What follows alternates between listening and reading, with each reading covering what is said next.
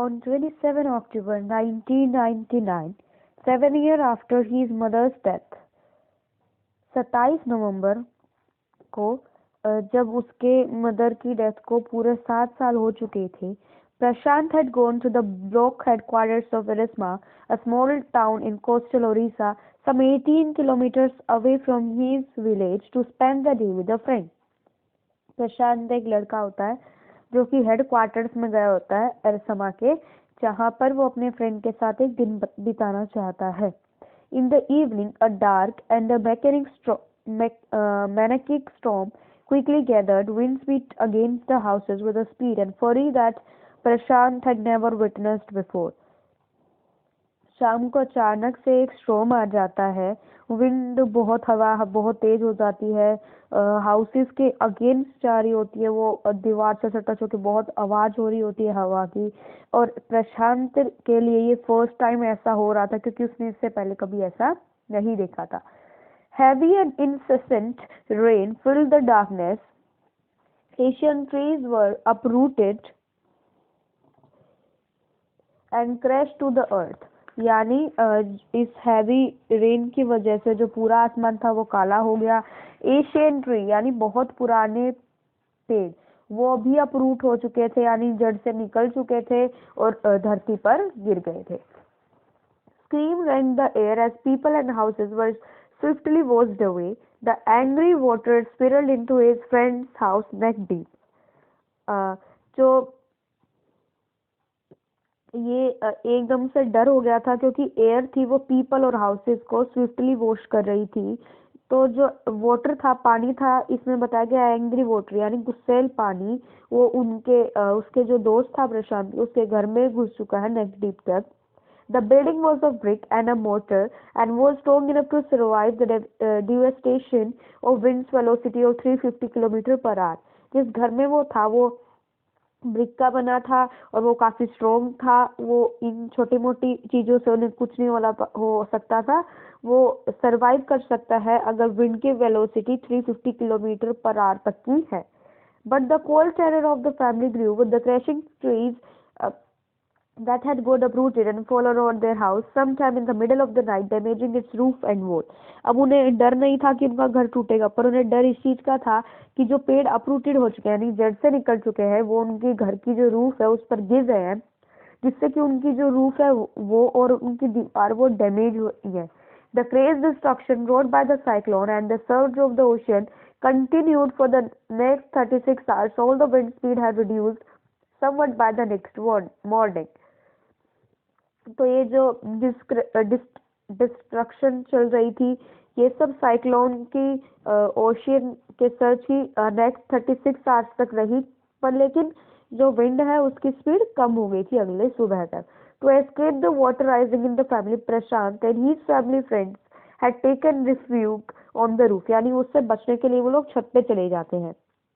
Prashant will never forget the shock he experienced at the first glimpse of the devastation wrought by the super cyclone in the grey light of the early morning. जैसा कि मैंने पहले बोला कि उसके लिए first time ऐसा था, तो वो कभी वो इस सीन को भूल नहीं पाएगा और वो डर भी गया था. A raging deadly brown sheet of water covered everything as far as the eye could see. जब साइक्लोन आता तो मिट्टी वगैरह और कूड़े वगैरह की वजह से जो पानी होता है वो ब्राउन से कलर का हो जाता है. तो वो बोल रहा है कि जितनी दूर तक हमारी आंख देख सकती है वहां सारी जगह वो ब्राउन वाटर ही है. Only fractured cement houses still stood in few places. जो सीमेंट से बने हैं, सीमेंट और ब्रिक से बने हैं, कुछ वो पक्का हाउस ही बचे हुए हैं, वरना बाकी सब घर भी तैर चुके हैं. Bloated animals, carcasses and human corpses floated in every direction. हर जगह एनिमल और ह्यूमन की बॉडी ऐसे तैर रही है. All around every huge old tree had fallen. लगभग हर जगह जो पुराने पेड़ थे वो गिर चुके हैं. 2 coconut trees had fallen on the roof of their house. 2 coconut के पेड़ उनकी छत पर गिर के अपरूट होकर गिर चुके हैं. This was a blessing in disguise because the tender coconuts from the tree kept the trapped family from the starving in the several days that followed. यानी कुछ अब देखो उनके घर में इतना खाना नहीं था कि वो अपना सारा टाइम निकाल दे। जो उनके छत पे 2 कोकोनट के ट्रीज गिरे थे उनकी वजह से उनका कुछ दिनों का खाने का इंतजाम हो गया। उसको उन्होंने कोकोनट को तोड़ा और खा लिया उसे। For the next 2 days, Prashant sat huddled with his friend's family in the open on the rooftop. वो वहाँ बैठे हुए हैं उसके अपने फ्रेंड की छत के ऊपर। 2 दिनों के लिए प्रशांत उसके घर ही रुका। प्रशांत sat huddled with his friend's family in the open on the rooftop. They froze in the cold and incessant rain. The rainwater washed away Prashant's tears. अब उन्हें बहुत ठंड लग रही है छत पर क्योंकि वहां पर बारिश भी चल रही है और जो रेन वाटर है वो प्रशांत के मुंह पे गिरा तो उसके आंसू को पोंछ के ले जाता है। The only thought that flashed through his mind was whether his family had survived the fury of the super cyclone. उसको एक ही चीज उसके दिमाग में चल रही थी कि उसकी फैमिली बची हुई है कि नहीं। Was he to be bereaved once again? यार क्या वो दोबारा से एक तरीके से अनाथ हो जाएगा। 2 days later, which seemed to Prashant like 2 years, the rain ceased and the rainwater slowly began to recede. 2 दिन के बाद उसके प्रशांत के लिए वो 2 साल थे 2 दिन। जो रेन वाटर है वो कम होने लग गया। प्रशांत was determined to seek out his family without further delay. अब उसको अपने फैमिली से मिलने जाना था विदाउट किसी भी डिले के। But the situation was still dangerous and his friend family pleaded with Prashant to stay with a little while longer. अब वो बेचारा जाना चाहता है पर डेंजरस थी अभी भी सिचुएशन। तो उसकी फ्रेंड की जो फैमिली है वो बोलती है उनसे रिक्वेस्ट करती है उससे कि तुम यहीं रुक जाओ थोड़े टाइम के लिए। But Prashant knew he had to go. पर प्रशांत ने मतलब पक्का कर रखा था कि उसे जाना ही जाना है। He equipped himself with a long sturdy stick and then started on his 18-kilometer expedition back to his village through the swollen flood water. अब उसने हाथ में एक डंडी ले ली है। अब उसने जर्नी तय कर लिया 18 किलोमीटर की। वो स्टिक से चेक कर रहा है कहाँ गड्ढे कहाँ नहीं, अपना रास्ता चेक करा। वो चल चुका है फ्लड वाटर में ही। It was a journey he would never forget. ये वो कभी भूल ही नहीं सकता। He constantly had to use his stick to locate the road to determine. अब उसको अपनी स्टिक यूज करनी पड़ रही थी डिटरमाइन करने के लिए where the water was most shallow at places it was waist deep and the progress was slow. कहीं जगह पे वो बहुत भरा हुआ था और प्रोग्रेस काफी स्लो थी। At several point he lost the road and had to swim. अब कुछ सिचुएशंस में जहाँ पर काफी जगह पर पानी ज्यादा था तो उसे स्विम करके जाना पड़ा। After some distance he was relieved to find 2 friends of his uncle who were also returning to their village. अब उसको आते समय अपने अंकल के 2 दोस्त मिल गए हैं जो खुद विलेज में आ रहे थे। They decided to move ahead together. उन्होंने डिसाइड करा कि वो आगे एक साथ जाएंगे। As they waded through the waters, the scenes they witnessed grew more and more macabre. They had to push away many human bodies, men, women, children, and carcasses of dogs, goats, and cattle that the current swept against them as they moved ahead. रास्ते में बहुत situation गंभीर पे गंभीर होती जा रही थी। उन्हें ह्यूमन बॉडीज को और डोगी को, गोट्स के, कैटल्स को, इन सबकी कारकेसेस को शिफ्ट करना पड़ रहा था। In every village that they passed, they could barely see a house standing. जिस भी विलेज से वो पास कर जा रहे थे अपने गांव, उन्हें बहुत कम घर खड़े दिख रहे थे। प्रशांत now wept out loud and long. अब वो बेचारा टेंशन में आ गया, वो रोआ काफी जोर से और बहुत देर तक। He was sure that his family could not have survived. वो श्योर हो गया था, उसे लग रहा था कि अब तो उसकी फैमिली बची नहीं होगी। Eventually, प्रशांत reached his village, कालीकुडा। उसके गांव का नाम था कालीकुडा और वो वहां पहुंच जाता है। His heart went cold. उसका दिल एकदम से ठंडा हो गया। Where their home one stood there were only remnants of its roof. जहाँ पे उनका घर था वहां पर उनकी छत के ही कुछ हिस्से पड़े हुए हैं। Some of their belongings were caught, mangled and twisted in the branches of trees just visible above the dark water. कुछ उसके belongings थे वो मिल गए थे। Young Prashant decided to go to the Red Cross shelter to look for his family. अब उसने प्रशांत ने decide किया कि वो रेड क्रॉस शेल्टर में जाएगा अपनी फैमिली को देखने के लिए। Among the first people he saw in the crowd was his maternal grandmother. उसकी नानी दिखी उसे सबसे पहले उस क्राउड में। Weak with hunger, she rushed to him, her hands outstretched, her eyes beaming. वो एकदम से काफी खुश हो गई, एक तरीके से उसकी आंखों में पानी आ गया। It was a miracle, they had long given him up for dead. वो उनके लिए एक मिरेकल था, उन्हें लगा कि वो मर चुका होगा। Quickly word spread and his extended family gathered around him and hugged him tight in relief. ये सारी बातें एकदम से वायरल हो गई, उसकी जितनी भी फैमिली थी वो सब इकट्ठी हो गई और उसको हक करने लगी। प्रशांत anxiously scanned the mostly battered group. His brother and sister, his uncles and aunts, they all seemed to be there. अब उसकी लगभग सारी फैमिली वहीं उसे मिल चुकी थी। By the next morning, as he took in the desperate situation in the shelter, he decided to get a grip over himself. He sensed a deadly grief settling upon the 2,500 strong crowd in the shelter. अब उस shelter में भीड़ हो चुकी थी, काफी लोग थे ना। 86 lives were lost in the village. पूरे 86 लोग मरे थे इस साइक्लोन की वजह से। All the 96 houses had been washed away. It was the fourth day at the shelter. वहाँ के 96 हाउस धुल चुके थे, एक तरीके से सारे उड़ चुके थे, मतलब खराब हो गए थे, पानी के साथ बह गए थे। और वो 4th डे था उन लोगों का शेल्टर में। So far they had survived on the green coconuts, but there were too few to go around such a tumult of people. यानी उन्होंने वो इतने दिनों से ग्रीन कोकोनट की वजह से जी रहे थे, पर लेकिन थोड़े टाइम के लिए और काम चल सकता था क्योंकि 2500 इतने सारे लोग थे। Prashant, all of 19 years, decided to step as the leader of his village if no one else did. अब प्रशांत बेचारा जो 19 साल का ही है, उसने डिसाइड किया कि वो एक तरीके से लीडर बनेगा अपने गांव का, अगर कोई और नहीं बना। He organized a group of youths and elders to join Precise the merchant once again to part with his rice. This time the delegation succeeded and returned cementally, wading through the receding waters with food for the entire shelter. अब वो सभी लोगों को इकट्ठा करता है ताकि वो सभी एक तरीके से टुगेदर वर्क कर सके और एकदम से उस once again to part with his rice. No one cared that the rice was already rotting. अब उन्हें किसी को केयर नहीं थी कि जो राइस थे वो ऑलरेडी रोट हो चुके थे। Branches from the fallen trees were gathered to light a reluctant and slow fire on which to cook the rice. अब वो लोग जो अपरूट हो चुके थे ट्री, उनको लिया, उनकी लकड़ी को तोड़ लाते हैं ताकि उस पर आग जला सके जिससे वो खाना बना सके।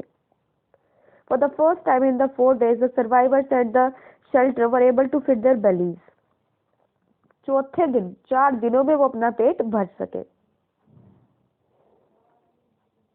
His next task was to organize a team of youth volunteers to clean the shelter of filth, urine, vomit and floating carcasses, to tend the wounds and the fractures of the many who had been injured.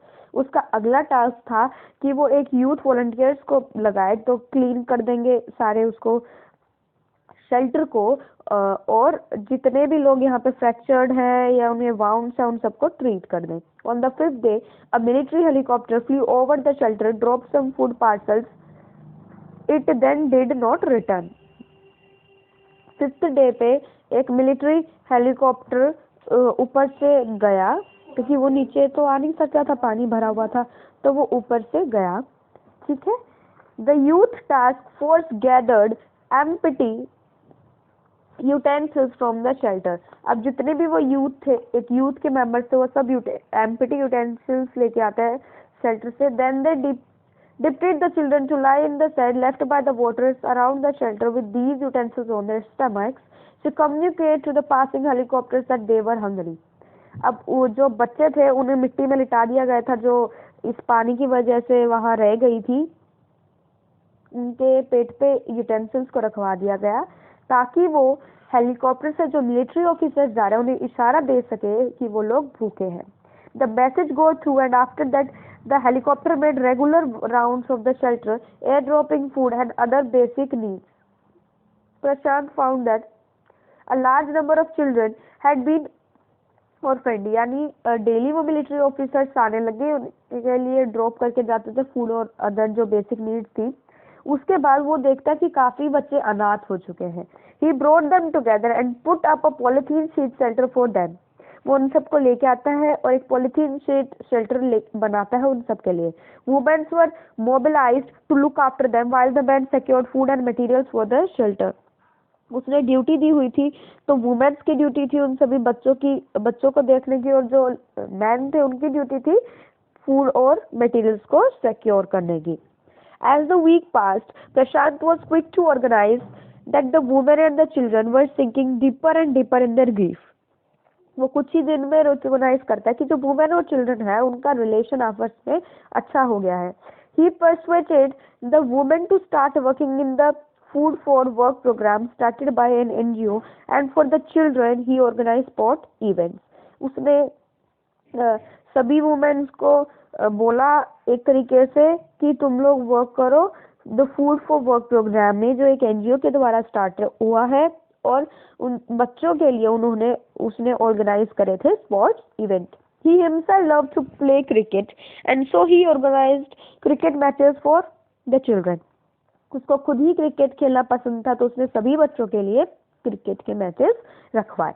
Prashant engaged with the other volunteers in helping the widows and the children to pick up the broken pieces of their lives. उसने engage किया other volunteers के साथ जो window थे और children थे, to pick up यानी एक तरीके से जो उनके ब्रोकन पीसेस हैं उन्हें उठा लें और अपनी लाइफ को नई लाइफ स्टार्ट कर दें, अच्छी बना लें अपनी लाइफ को। The initial government plan was to set up institutions for the orphans and the widows.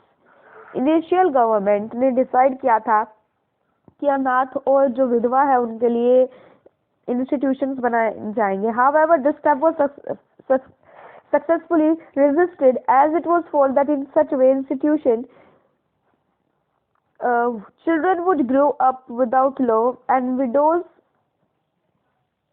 would suffer from loneliness.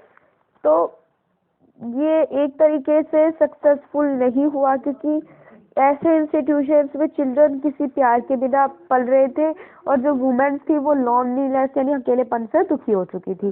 Prashant group believed orphans should be resettled in their own community itself. Prashant ने believe किया कि जो orphans है, अनाथ है, उन्हें की community में एक तरीके से सेटल कर दिया जाएगा। Possibly in new foster families made up of childless widows and children without adult care. ऐसी कोई भी फैमिली नहीं थी जो चाइल्डलेस विडोज की थी and the children without adult care. It is 6 months after the devastation of the super cyclone.